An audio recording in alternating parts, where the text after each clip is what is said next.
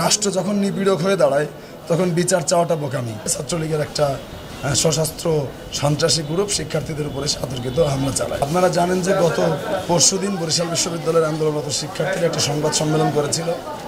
এই সংবাদ সম্মেলনের যে মূল বক্তব্য সেটাকে আসলে বাদ দিয়ে কতিপয় মিডিয়া একটা ভুল টোটাল একটা পাল্টা একটা নিউজ করে সারা দেশের শিক্ষার্থীদের কাছে এবং বরিশাল বিশ্ববিদ্যালয়ের শিক্ষার্থীদের কাছে আন্দোলনরত শিক্ষার্থীদেরকে একটা প্রশ্নবিদ্ধ জায়গায় এনে দাঁড় করায়।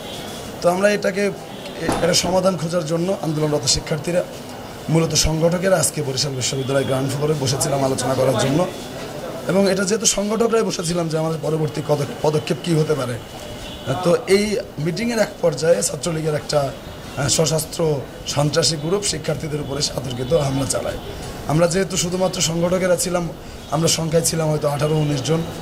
এর মধ্যে ওরা লাঠি সোটা পাইপ টাইপ নিয়ে এসে শিক্ষার্থীদের উপরে একদম হামলে পড়ে এবং হামলায় আমাদের মোটামুটি অর্থে 15 জনের মতো শিক্ষার্থী আহত হয়। শেরেবাংলা মেডিকেল কলেজে আমরা 9 জন শিক্ষার্থীকে এখনো পর্যন্ত ভর্তি করেছি।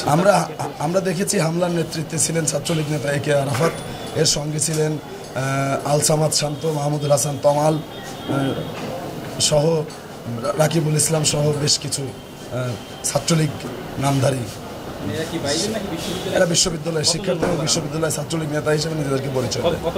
হামলাকারীর সংখ্যা তো 20, 25, 30 এরকম হতে পারে, আমরা পুরোটা দেখতে পারিনি আর কি। বিশ্ববিদ্যালয় প্রশাসনের ভূমিকা কি ছিল? বিশ্ববিদ্যালয় প্রশাসনের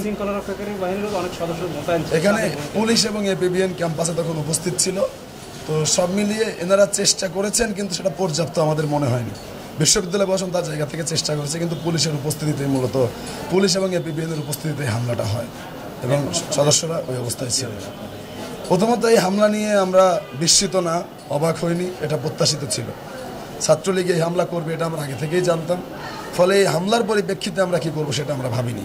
শিক্ষার্থীদের, সারা বাংলাদেশের আন্দোলনরত শিক্ষার্থীদের যে 9 দফা দাবি, আমরা সেই 9 দফা দাবিতে আন্দোলনে এগিয়ে নিয়ে যেতে চাই এবং সুনির্দিষ্ট করে বলতে চাই, রাষ্ট্র যখন নিপীড়ক হয়ে দাঁড়ায় তখন বিচার চাওয়াটা বোকামি।